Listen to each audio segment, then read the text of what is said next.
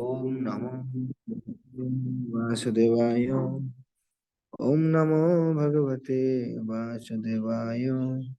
ओम नमो भगवते वासुदेवाय। नारायणं नमस्कृत्य नरं चैव नरोत्तमं देवीं सरस्वती व्यासं ततो जयमुदीरये। नमस्तुभ्यं भद्रेश नित्यं भागवत सेवया भगवत्युत्तम श्रीलक्ष्मी भक्तिवेदान्त नष्टिके। हरे कृष्णा। श्रीमद् भागवत महापुराण की जय। श्रील प्रभुपाद की जय। समस्त वैष्णव भक्तवृंद की जय। गौर प्रेमानंदे हरि हरि। श्रीमद् भागवतम दूसरे स्कंद अध्याय 6। आज हम 40 नंबर श्लोक से पढ़ेंगे।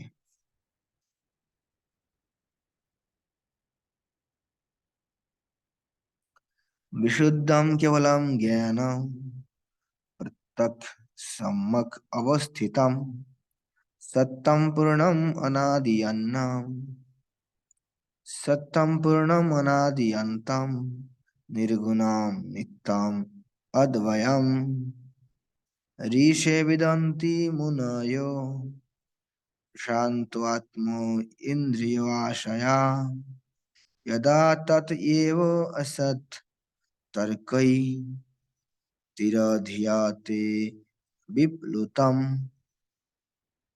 विशुद्धम बौद्धिक कल्मष के बिना केवलम शुद्ध तथा पूर्ण ज्ञानम ज्ञान प्रत्यक्ष सर्वव्यापी सम्यक पूर्ण रूप से अवस्थितम स्थित सत्यम सत्य पूर्णम पूर्ण अनादि जिसका आदि ना अंतम जिसका अंत ना निर्गुणम गुणों से रहित नित्यम शाश्वत अद्वयम अद्वितीय ऋषि है ऋषि नारद वेदांती समझ सकते हैं मुनयः बड़े बड़े विचारों प्रशांत शांत चित्त आत्मा इंद्रिय इंद्रिया आशया शरणागत यदा जब तत् वो एवं निश्चय ही असत न लागू होने वाला तर्क ही तर्क द्वारा तिरधियाते तिरधीयता विलुप्त हो जाता है विप्लुतम विकृत। अनुवाद। भगवान पवित्र है और भौतिक क्लेशों के समस्त कल्मष से रहित है। वे परम सत्य है और साक्षात पूर्ण ज्ञान है। ये सर्वव्यापी अनादि अनंत तथा अद्वय है। ये नारद हे ऋषि बड़े बड़े मुनि उन्हीं तभी जान सकते हैं जब वे समस्त भौतिक लालसाओं से मुक्त हो जाते हैं और अविचलित इंद्रियों की शरण ग्रहण कर लेते हैं। अन्यथा व्यर्थ के तर्कों से सब कुछ विकृत हो जाता है और भगवान हमारी दृष्टि से ओझल हो जाते हैं। तात्पर्य श्रील प्रभुपाद की जय। यह पर क्षणिक भौतिक सृष्टियों में भगवान के दिव्य कार्यकलाप के अतिरिक्त भगवान का मूल्यांकन किया गया है। मायावादी दर्शन भगवान को जब वे अवतरित होते हैं भौतिक शरीर से कलुषित हुआ बताता है। यहाँ पर भगवान की स्थिति को सभी परिस्थितियों में शुद्ध तथा विशुद्ध कहकर इस प्रकार की व्याख्या को पूर्णतया अस्वीकार किया गया है। मायावाद दर्शन के अनुसार अज्ञान से आच्छादित आत्मा को जीव की संज्ञा प्रदान की जाती है, किंतु जब वो इस अज्ञान या अविद्या से मुक्त हो जाता है तो परम सत्य के निर्विशेष स्वरूप में लीन हो जाता है। किंतु यहाँ पर यह कहा गया है कि भगवान पूर्ण ज्ञान के शाश्वत प्रतीक है। यह तो उनकी विशिष्टता है कि वे समस्त भौतिक कलवश से पूर्ण रूप से मुक्त है। यह विशेषता सामान्य जीवों से भगवान को पृथक करती है, क्योंकि जीवों में अज्ञान के वशीभूत होने की प्रवृत्ति पाई जाती है और इस तरह वे भौतिक उपाधियों ग्रहण करते हैं। वेदों में कहा गया है कि भगवान विज्ञानम आनंदम अर्थात ज्ञान तथा आनंद से पूर्ण है। बद्ध जीवों की तुलना उनसे नहीं की जा सकती, क्योंकि जीवों में कलमश ग्रस्त होने की प्रवृत्ति पाई जाती है। यद्यपि मुक्ति के बाद जीव भी भगवान जैसा गुण कर ग्रहण कर सकता है, किंतु कलमश ग्रस्त होने की प्रवृत्ति के कारण ही जो प्रवृत्ति भगवान में नहीं होती जीव भगवान से भिन्न है। वेदों में कहा गया है शुद्धम अपाप विद्धम जीवात्मा पाप से दूषित हो जाता है, लेकिन भगवान पापों से कभी दूषित नहीं होते। भगवान की उपमा शक्तिशाली सूर्य से दी गई है। सूर्य शक्तिमान होने के कारण किसी प्रकार संक्रमण से संक्रमण से ग्रस्त नहीं होता। इसके विपरीत सूर्य की किरणों से संदूषित वस्तुएं भी संक्रमित हो जाती। इसी तरह भगवान पापों से कलमशग्रस्त नहीं होते, अपितु पापी जीव उनके संसर्ग में आकर पवित्र हो जाता है। बहुत सुंदर कथा यहाँ बताया। यहाँ बताते हैं कि भगवान और जीवों में से क्या अंतर है। तो अंतर तो अलग अलग बहुत कुछ है, लेकिन यहाँ पर प्रभुपाद जी जो व्याख्या किया है वो इस प्रकार है कि जीव में दोष पाए जाते हैं। जब भी जीव इस भौतिक दुनिया में जन्म लेते हैं तो अभी उनके अंदर दोष आते हैं, दोष पाए जाते हैं, लेकिन भगवान उनमें कोई दोष नहीं है।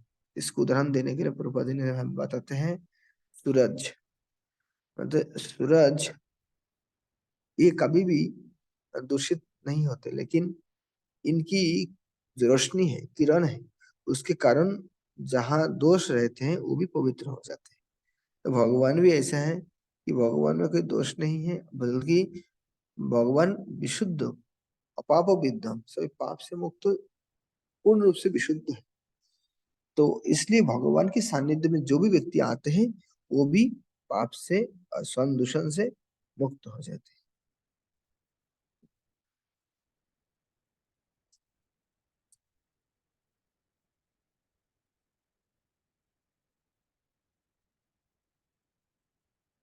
इसका अर्थ यह हुआ कि भगवान भी सूर्य के समान सर्वव्यापी है। फलस्वरूप इस श्लोक में प्रत्येक शब्द व्यवहृत हुआ है।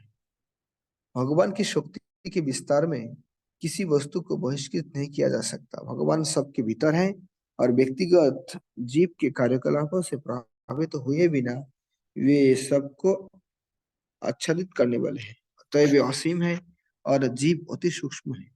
वेदों में कहा गया है कि केवल अकेले भगवान का ही अस्तित्व है और अन्य सबका अस्तित्व उन पर निर्भर है। असल में अस्तित्व किसका है? केवल भगवान की है। भी हर एक की अस्तित्व समता का जनन आधार है। इस समस्त निरपेक्ष सत्य के परम सत्य है। वे प्रत्येक जीवों के ऐश्वर्य के स्रोत है।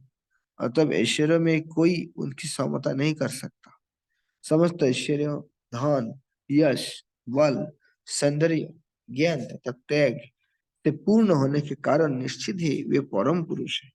वो भगवान के जो श्रेय ऐश्वर्य है उसके बारे में प्रभुपाद जी हमें बताते हैं। इसलिए भगवान परम पूर्ण, चूंकि वे पुरुष हैं अतएव उनमें अनेक व्यक्तिगत गुण हैं, भले ही वे भौतिक गुणों से परे होते हैं। हम पहले ही थम वित्त गुणों हरि भागवत की 1:7-10 में इस कथन की व्याख्या कर चुके हैं। उनकी दिव्य गुण इतने आकर्षक है कि आत्माराम तक उनसे आकृष्ट होते हैं। भगवान के अंदर इतना सुंदर गुण है कि मुक्त पुरुष जिनको भौतिक दुनिया की कोई अ, आसक्ति नहीं है, वो भी भगवान की सुंदर रूप के प्रति आकर्षित होते हैं। इसके उदाहरण के लिए बोलते हैं चार कुमार की बात करते हैं। इसको उदाहरण के लिए बोलते हैं सुखदेव गोस्वामी की बात करते हैं। ये लोग मुक्त पुरुष थे। मुक्त पुरुष तो ऐसा ही मुक्त है, उनको दोबारा मुक्ति के लिए कोई प्रयास करने का जरूरत नहीं था, लेकिन फिर भी भगवान की आकर्षण से आकर्षित हुए हैं। यद्यपि वे समस्त निजी गुणों से युक्त हैं, तो भी वे सर्वशक्तिमान हैं। अतः उन्हें कुछ करना नहीं पड़ता, क्योंकि उनकी सर्वशक्ति संपन्न शक्तियों से सब कुछ संपन्न हो जाता है। इसकी भी पुष्टि वैदिक मंत्र द्वारा हुई है। पराश शक्ति विविध श्रूयते स्वाभाविकी ज्ञान बलो क्रिया च। इससे भगवान के विशिष्ट आध्यात्मिक रूप का संकेत मिलता है, जो भौतिक इंद्रियों द्वारा कभी अनुभूत नहीं होता। उनका दर्शन तभी किया जा सकता है जब इंद्रिया भक्तिमय सेवा द्वारा शुद्ध हो जाती है। यमे वैश्य वृणुते तेन लब्धो। तो भगवान जब इतना शुद्ध है, सुंदर है, पूर्ण है, परम पूर्ण है, तो भगवान को जानने के लिए हमारे द्वारा जो त्रुटिपूर्ण जो इंद्रिया है इससे कभी भी भगवान को हम जान नहीं सकते। भगवान को सही में जानने के लिए हमें क्या करना पड़ेगा? हमें ये सारी त्रुटियों से मुक्त होना पड़ेगा, तब हम सही में भगवान को जान पाएंगे। मतलब भक्ति के द्वारा ही केवल हम स्वयं को दोष से मुक्त कर सकते हैं, और जब हम ऐसे दोष से मुक्त हो जाएंगे तब हम बहुत अ, सरलता से भगवान को हम जान सकते हैं। इसलिए भक्ति हमको शुद्ध बनाते हैं, और शुद्ध बनाने के बाद ही हम भगवान को जान सकते हैं। इस तरह भगवान तथा जीवों में कोई बातों में अंतर है, किसी की तुलना भगवान से नहीं की जा सकती। जैसे कि वेदों की घोषणा है कि एकम एवं एकम एवं अद्वितीयम ब्रह्मो द्वैत अद्वौ भयम भवति। भगवान का कोई प्रतियोगी नहीं है, अतः उन्हें किसी से ना तो भय है, ना कोई उनके समान हो सकता है। यद्यपि वे समस्त जीवों के मूल कारण हैं, किंतु उनमें तथा अन्य जीवों में मूलभूत अंतर है। अन्यथा पिछले श्लोक में यह कहने की आवश्यकता ना होती कि कोई उन्हें शत प्रतिशत यथार्थ रूप से नहीं जान सकता। नयम विदंति तत्तेन, कोई भगवान को सही में जान नहीं सकता। इस श्लोक में यह भी बताया गया है कि उन्हें कोई भी पूर्ण रूप से नहीं जान सकता, लेकिन कुछ हद तक उन्हें समझ पाने के लिए योग्यताओं का उल्लेख किया गया है। केवल सामान्य केवल प्रशांत अर्थात भगवान के विशुद्ध भक्त ही उन्हें काफी हद तक जान पाने में समर्थ हो पाते हैं। इसका कारण यह है कि भक्तों को किसी वस्तु की कामना नहीं होती। वे तो उनके आज्ञाकारी दास बने रहना चाहता है। लेकिन अन्य लोगों को, जो ज्ञान मार्गी, दार्शनिक, योगी तथा सकाम कर्मी, कुछ ना कुछ मांग रहती है, अतः वे प्रशांत नहीं हो सकते। कितना सुंदर कथा ना, एक के साथ एक रिलेशन कत कितना सुंदर है कि भगवान को कौन जान सकते। बार बार बोलते हैं कि भक्त केवल भगवान को जान सकते। क्यों? पहला बात तो है कि भक्त तो शांत रहते। चैतन्य चैतन्य कहते हैं ना कि अ, कृष्ण भक्त तो शांत है। क्यों शांत है? क्योंकि निष्काम है। कृष्ण भक्त निष्काम अतएव शांत। मतलब कृष्ण भक्त निष्काम, उनका कोई आशा नहीं रहते। और इसके अलावा जितना सारी हैं, योगी, भोगी, भोगी मतलब सकाम कर्मी, ज्ञानी, जो ज्ञान के प्यासी, ये सब लोग क्या है? अशांत है। भुक्ति मुक्ति सिद्धि कामी शकली अशांत, ये सब अशांत है। जब अशांत व्यक्ति कभी भी भगवान को नहीं जान सकते, क्योंकि भगवान कैसा है? शांत है। भगवान पूर्ण रूप से शुद्ध है। तो इस कारण से भगवान को जानने के लिए भक्त के अलावा, भक्ति के अलावा और कोई योग्यता नहीं है।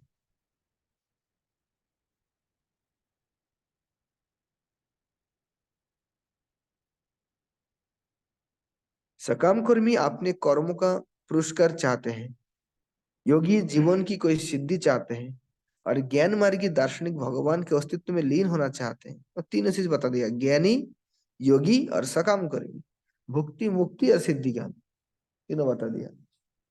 किंतु जब तक इंद्र तृप्ति की मांग बनी रहती है, तब तक प्रशांत होने का अवसर नहीं हो आता।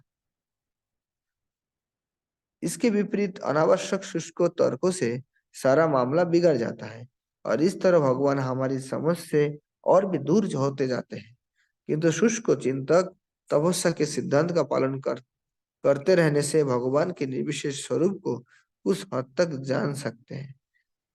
फिर भी उनके परम गोविंद स्वरूप को नहीं समझ सकते, क्योंकि जो पूर्ण रूप से निष्पाप है या अमलात्मन है, वही भगवान की शुद्ध भक्ति को अंगीकार करते हैं।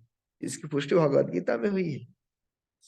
तो उसमें ऊपर जो बात है, एक शब्द प्रभुपाद जी ने लिखे हैं, एक लाइन, शुष्क चिंतक तपस्या के सिद्धांत का पालन करते रहने से भगवान के निविशेष स्वरूप को कुछ हद तक जान सकते हैं। हम इसके पहला क्या सुना था कि भगवान की भक्ति में क्या होता है, ये आनंद कैसा होता है? नारद भक्ति सूत्र से हमने पढ़ा था कि भगवान की भक्ति का जो आनंद हो वो बांटते रहते हैं। भगवान स्वयं भी नहीं माप सकते। चैतन्य महाप्रभु कहते हैं ना कि आनंदम बुद्धि वर्धनम। तो लोग प्रश्न पूछते भगवान की नहीं माप सकते तो फिर कैसे हो सकते। बोलते हैं भगवान की भक्ति का जो आनंद है वो आप जितना नापेंगे उतना और बढ़ जाएगा, और फिर नापते मापेंगे तो और बढ़ेगा। मतलब क्या है, मापने के लिए क्या करना पड़ेगा, उसके अंदर झांक के आपको भक्ति करना पड़ेगा, समझना पड़ेगा। और जितना आप भगवान को समझने के लिए प्रयास करेंगे और गहराई में चले जाएंगे, और भक्ति की सीमा और आगे बढ़ते जाएगा। तो इस प्रकार भगवान की भक्ति में आनंद का कोई सीमा नहीं है, वो बढ़ते ही जाते हैं। और उसका उल्टा है, जो भक्त नहीं है, जो योगी है, जो ज्ञान की मार्ग से भगवान को जानना चाहते हैं, जो शुष्क उस सीमा तक थोड़ी सी जान लेते हैं, उसके बाद और उनको उसकी सीमा, उसके आनंद और नहीं मिलते। उनको लगता है कि भगवान के भक्ति में इतना ही आनंद है। इसीलिए ये ज्ञानी जो है, ये सिद्धि कामी जो है, ये लोग कुछ समय के बाद उनकी वहां से डाउन हो जाते हैं वो पतन हो जाते हैं। लेकिन भगवान के भक्तों का आनंद बढ़ते ही रहते हैं, इसलिए कभी उनकी भगवान की भक्ति मार्ग से पतन नहीं होते। तो इस श्लोक एक बताया भगवत गीता की, येषां तनन्तगतं पापं जननं पुण्य कर्मणं ते दंड मोह अनिर्मुक्ता भजन्ते मां धीरो व्रता। जो शुद्ध भक्ति, हाँ, अमोल आत्मा, जो सारी निष्पाप व्यक्ति जो है, भक्त जो है, वही भगवान को अंगीकार कर सकते। दूसरा व्यक्ति भगवान को उस प्रकार से अंगीकार मतलब स्वीकार नहीं कर सकते। स्वीकार करने का मतलब क्या है, भगवान जो कहेंगे वही करेंगे, शरणागति, ये साधारण व्यक्ति के द्वारा संभव नहीं है।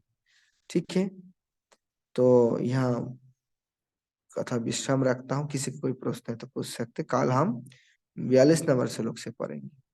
बहुत सुंदर सुंदर कथा है।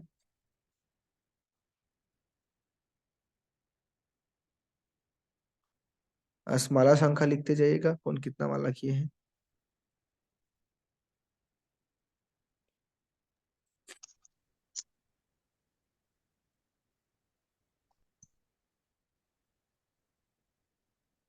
ओके।